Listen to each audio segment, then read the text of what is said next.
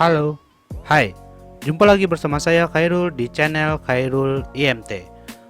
Pada video kali ini kita akan melanjutkan pembuatan aplikasi kasir kita yang sempat terjeda itu.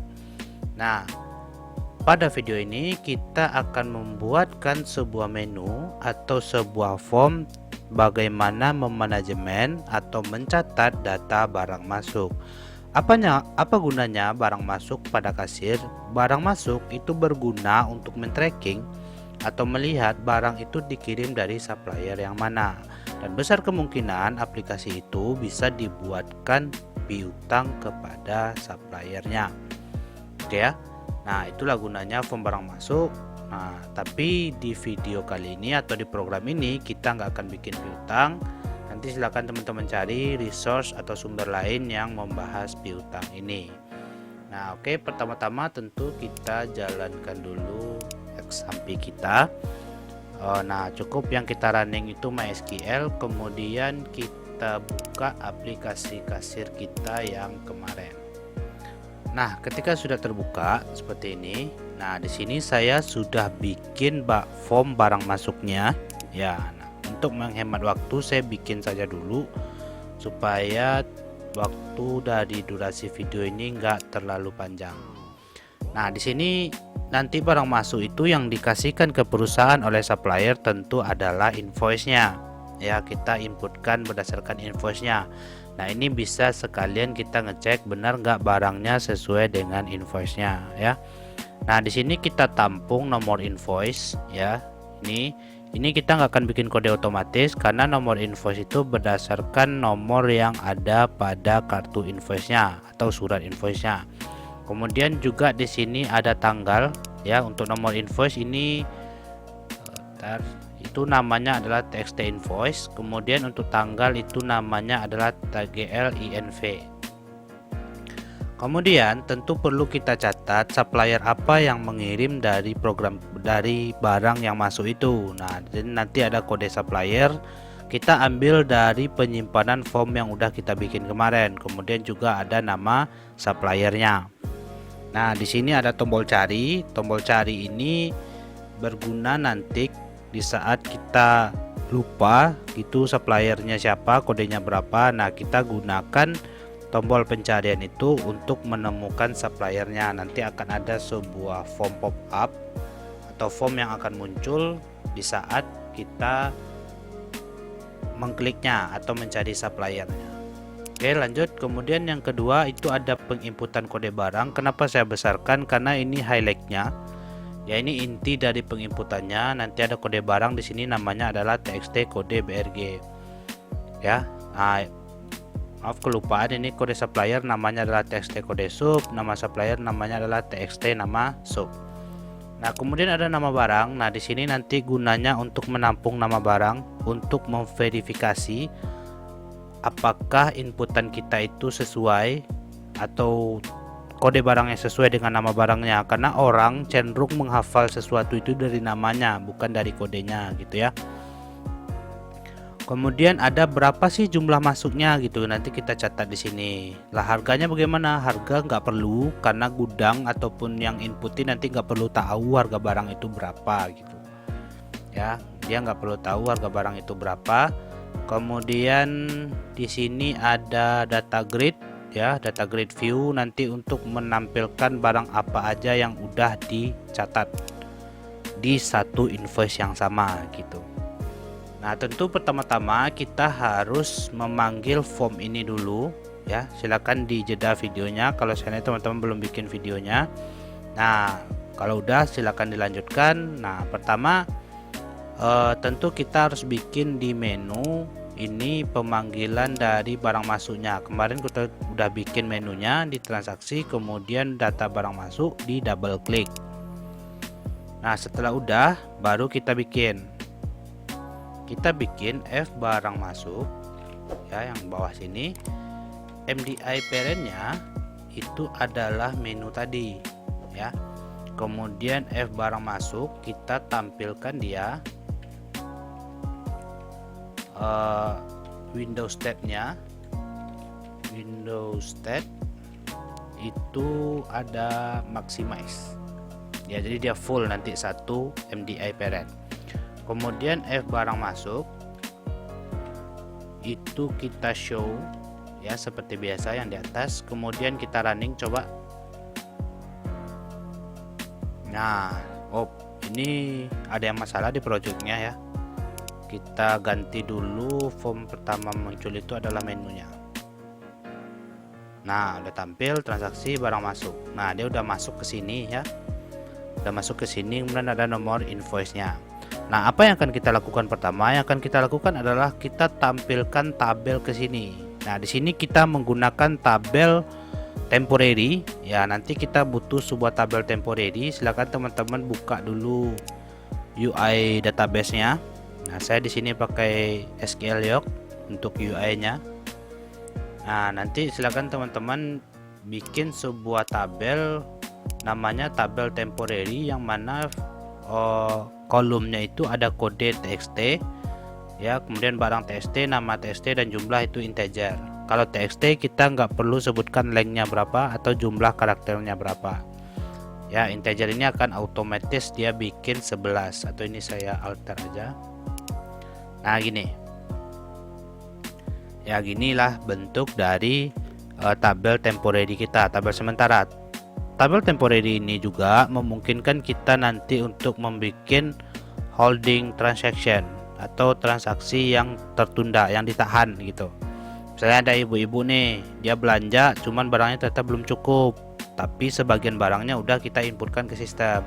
Daripada nginput lagi, lebih baik kita bikin atau kita buat holdingnya gitu. Tapi holding itu nanti kita gunakan di penjualan. Untuk barang masuk kita tidak perlu. Jadi temporary ini akan kita pakai untuk barang masuk dan penjualan nanti. Silahkan teman-teman bikin kalau udah. Nah, temporary ini akan kita tampilkan ke sini. Ke sini. Nah, tentu kita harus bikin sebuah sub tampil dulu. Ya, seperti kemarin. Tapi kali ini orang order itu nggak mungkin sampai jutaan pieces gitu ya. Kita asumsikan saja tidak mungkin. Jadi data grid view kita nggak bikin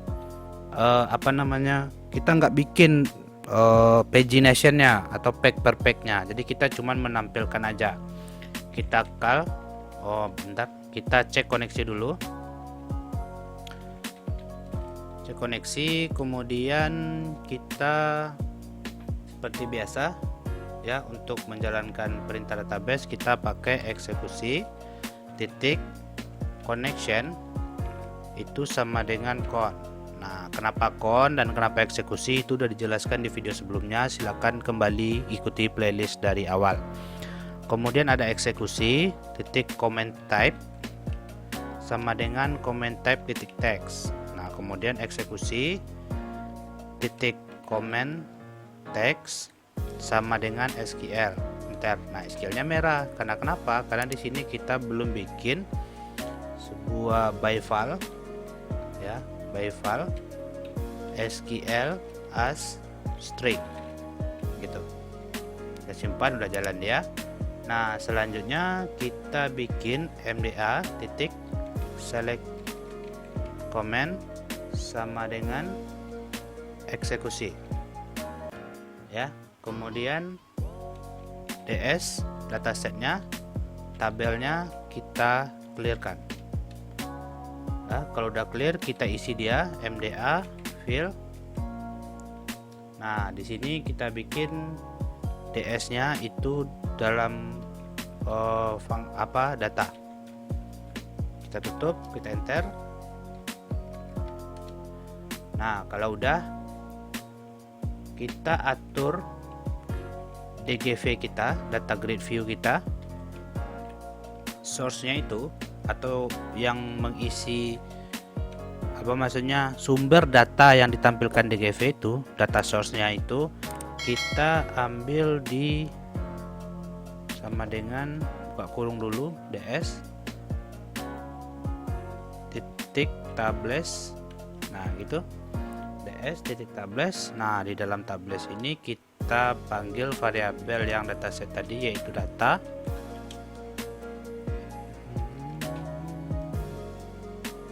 Kita tutup kurungnya, kemudian enter. Nah, kalau udah cukup sampai di situ, kita tutup dulu koneksinya. Close. Udah. Nah, sekarang kita panggil dia ke form load dan form active. Gunanya apa? Gunanya supaya di saat kita merunning programnya, maka dia langsung memanggil dari function tampil tadi. Nah, gimana caranya? Sama kayak kemarin, kolom clear. Nah, kemudian kita panggil tampil tadi, call tampil. Nah, dalam baru kita bikinkan query-nya. Apa itu? Select. Coba kita lihat database kita. Barang, nama, jumlah. Jadi select barang, nama, jumlah. Kalau kode itu nanti untuk menampung nomor invoice-nya. Jadi beda nomor invoice dia akan diseleksi ya. Nah, kemudian kalau udah, kita save. Kemudian setelah itu ini kita copy saja. Kita masukkan juga dia ke form aktif. Kemudian kita paste. Nah, sekarang coba kita jalankan. Apakah data grid view-nya sudah tampil? Nah, sudah. Cuman kenapa? Cuman tampilannya belum bagus. Oke.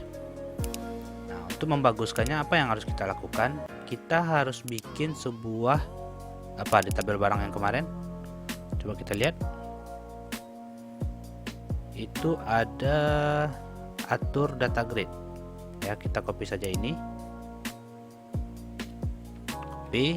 Kemudian kita pindah ke barang masuk tadi, kita buat sebuah function baru yaitu atur data grid. Nah, data grid kita tadi ada berapa? Kita hitung di sini 1 2 3. Ya kan cuma 3. Berarti 0 ini dihitung 1 2 3. Berarti ini kita hapus saja. Ya, berarti tinggal sampai 0 1 2, kita hapus juga yang itu. Nah, sekarang berarti ini kita bikin kode barang, nama barang, berarti ini adalah jumlah. Jumlah ini kurang bagus, kita bikin quantity. Nah, kalau udah kita panggil dia di sini. Call set apa namanya tadi? Call atur data grid. Nah, di sini juga kita panggil call atur data grid. Oke, coba sekarang kita jalankan. Nah, udah rapi, cuman dia belum pas aja. Kita paskan dulu. Apa yang perlu kita ubah? Kita rubah yang nomor ini, kita bikin 400 karena nama barang itu agak banyak biasanya. Udah, nggak apa-apa, udah selesai. Nah, ini nomor invoice-nya, ini tanggal invoice. Nah, sekarang kita akan membuat pencarian ini, kode supplier ini. Ya, kita cari supplier ini, form supplier tadi. Nah, kita cari. Gimana caranya? Tentu kita harus bikin sebuah form lagi. Form cari supplier.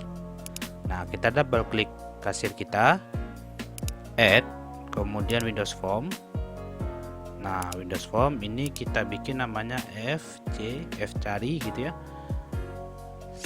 Supplier titik VB, klik enter. Nah, kalau udah ini nggak perlu kita sebesar form karena dia nanti bentuknya akan pop up. Ya, pop up berarti di sini kita butuh yang ini aja deh, yang supplier mana dia? Oh, masuk ya, nggak apa-apa deh. Nah, berarti kita butuh ini. Dari data ini datasnya biar nanti tidak susah ya. Nah, kita pastikan di sini. Kita taruh dia di sini. Kita rapikan. Nah, gitu. Nah, di bawahnya kita kasih sebuah data grid view.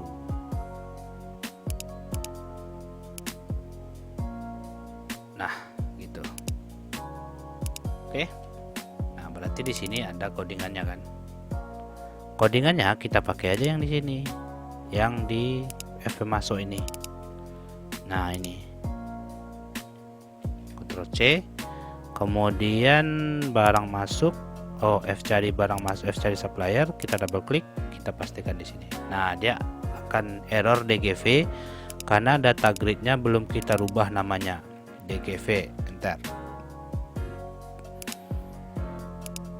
Nah, sekarang bermasalah ditampilkan. Kita apa? Kita mau ngapain nih? Form cari ini apakah perlu kita pack? Perlu, karena nanti siapa tahu kita butuh. Nah, kita pergi lagi ke form pemasok tadi, ya. Berarti kita butuh ini.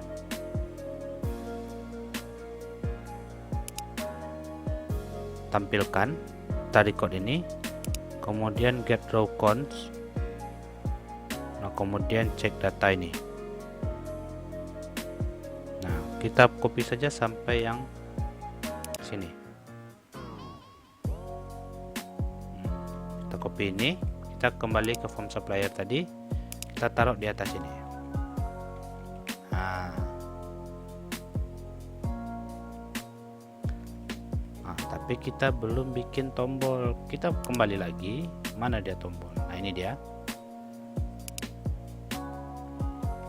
Kita copy saja. Ya, mana dia tadi? Nah, ini kita pastikan lagi di bawah sini. Oke, masih error. Nah, tapi di form cari ini, form cari supplier ini, kita belum bikin tombol next. Sini. Berarti kita butuh 2 buah tombol di sini. Atau kita copy saja. Ke F pemasok. Kita copy saja yang ini. Copy. Nah, kita pastikan di sini. Nah, ya, codingannya nggak masuk. Nggak apa-apa, kita cari lagi ke sini. Codingan buttonnya. Mana codingan buttonnya?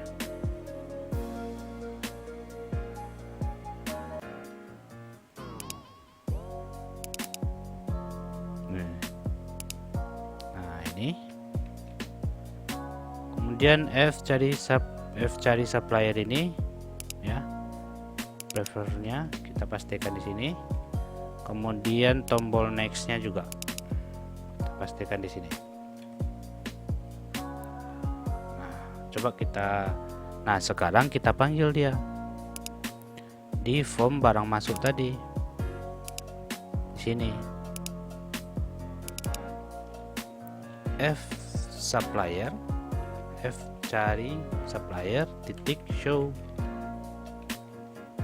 Nah, coba kita jalankan lagi.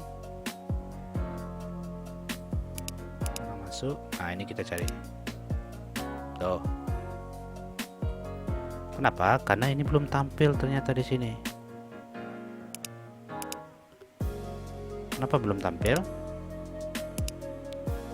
Apakah form supplier kita nggak ada datanya? Ada kan? Ada satu.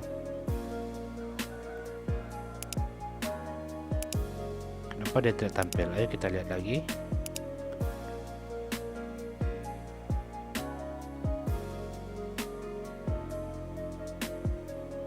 Oh, karena belum kita panggil di form load-nya ini. Ya, belum kita panggil. Kita pakai ini aja di form load-nya. Cuman ininya nggak pakai where, ya. Save. Coba kita jalankan lagi. Transaksi barang masuk, kita cari. Nah, udah kan? Next. Error dia. Karena datanya cuma satu. Oh, bentar. Ini belum kita ganti tadi. Ini harusnya plus.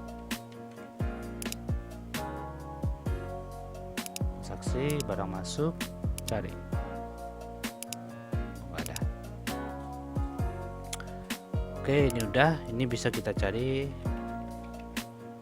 Nah, kalau udah tentunya kita harus ini pilih kan ya judulnya. Ya. Pilih harusnya. Kita cukup tampilkan kode dan nama saja. Gimana caranya?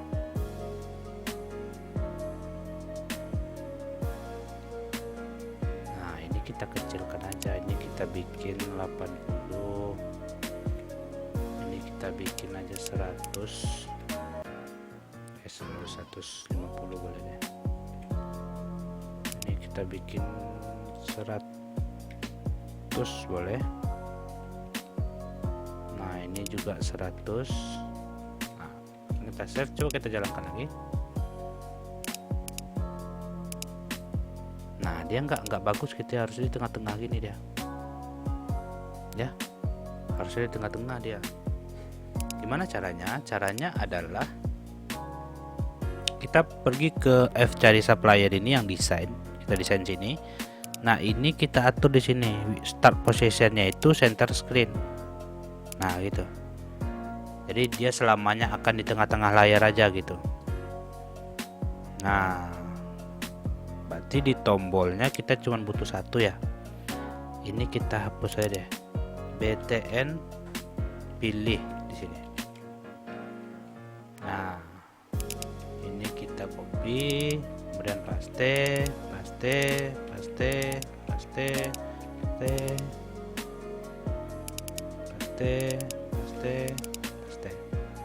ini juga paste.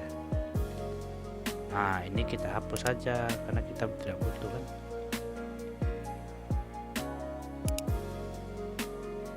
Nah, gitu. Coba kita jalankan lagi. Cari. Nah, udah kan. Ini bukan edit ya, pilih. Ada ini. Pilih. Save. Nah, kalau udah, sekarang apa lagi yang harus kita lakukan? Kita buat codingan data grid-nya.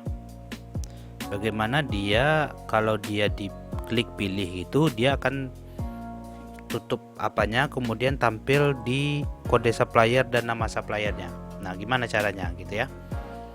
Nah, oke. Sekarang kita bikin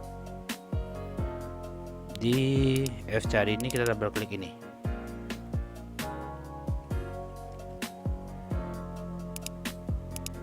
Nah, caranya gimana? Caranya gini. Kita bikin dim i as string. Ya, kita inisiasi variabel i sebagai string. Kemudian kita bikin juga dim kode koma nama as string. Ya. Nah, i itu kita bikin dgv titik current column. Mana dia ini?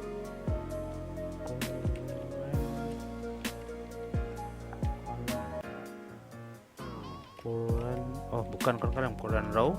Nah, itu titik index. Nah, itu segitu dulu. Nah, kemudian kita bikin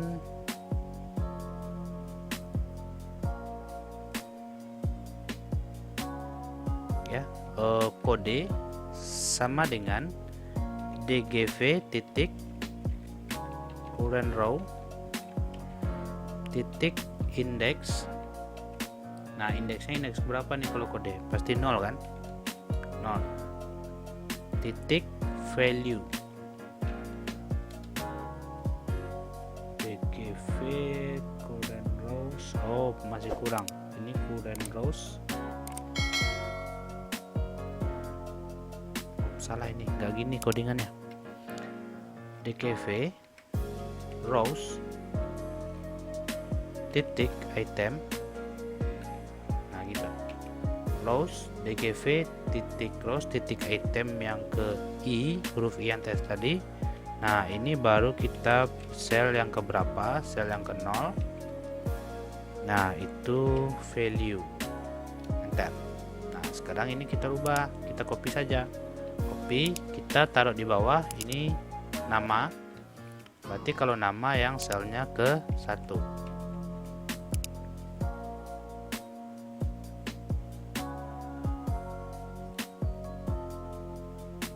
Nah, kita udah inisiasikan namanya apa. Nah, kita bikin di sini if column index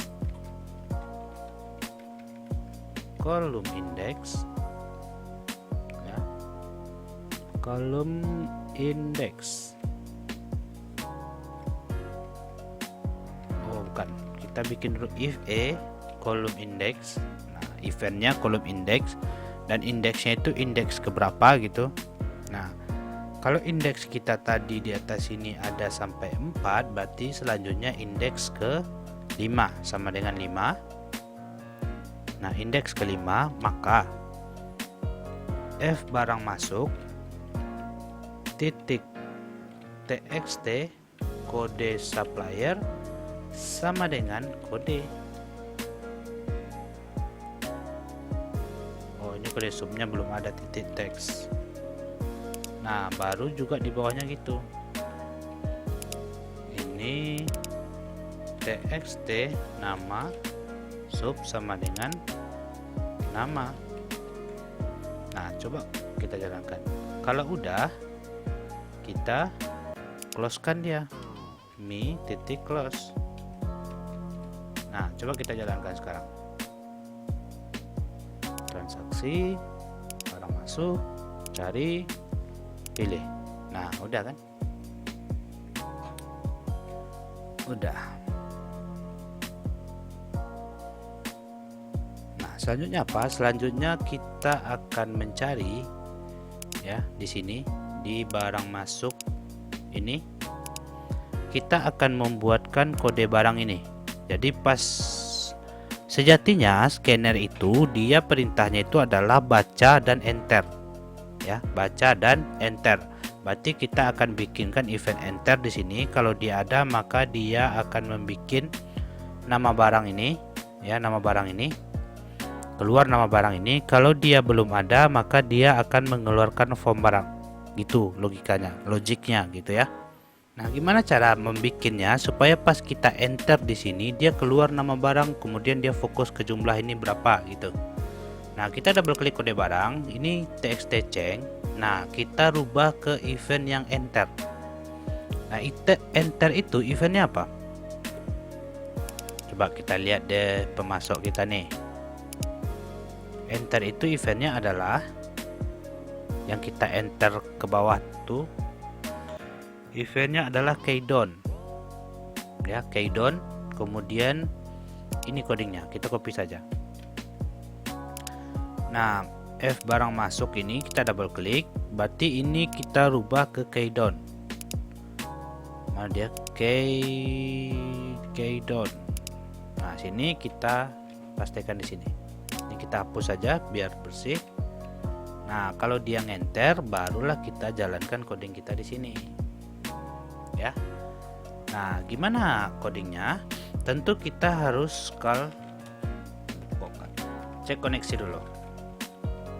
Ya, cek koneksi, kemudian eksekusi titik connection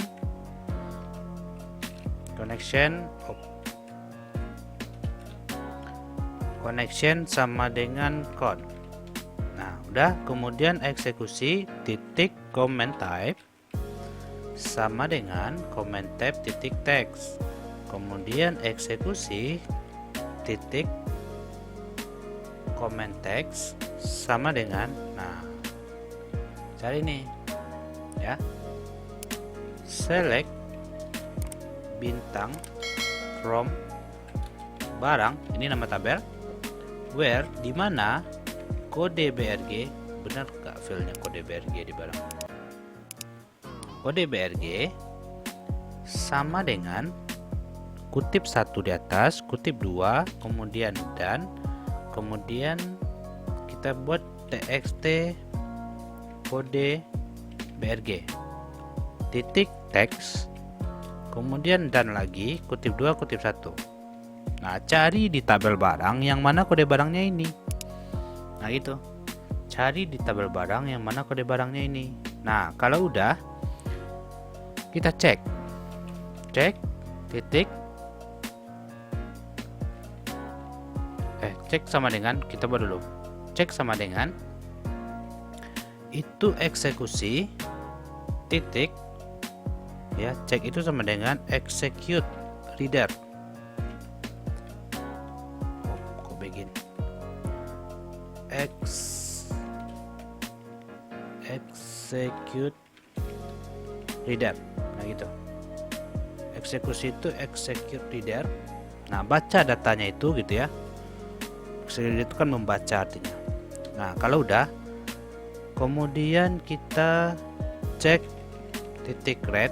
Nah, kalau dia jalan membaca gitu artinya if check has row, dia ada, datanya ada gitu. Maka kalau datanya ada, maka berarti LBL nama barang sama dengan titik text sama dengan, nah kalau LBL nama barang itu adalah cek titik item. Nah, kita bikin di sini nama BRG ya, nama BRG itu nama file di database. Nah, kemudian txt jumlah titik fokus gitu. Nah, gimana kalau dia nggak ada? Gimana kalau dia nggak ada? Else. Nah, kalau dia nggak ada, berarti kita tampilkan form barang. Nah, gimana? F barang titik mdi parent sama dengan F menu, bukan mi lagi karena kita jalan di F barang masuk. Kemudian F barang titik Windows state. Windows state itu adalah Windows state-nya yang maximize seperti biasa. F barang titik show. Nah, gitu. Ya. Nah, coba kita jalankan ya. Nah, kita anggap ini terjadi transaksi B strip 001 enter. Nah, keluarkan namanya bunga, jumlahnya berapa.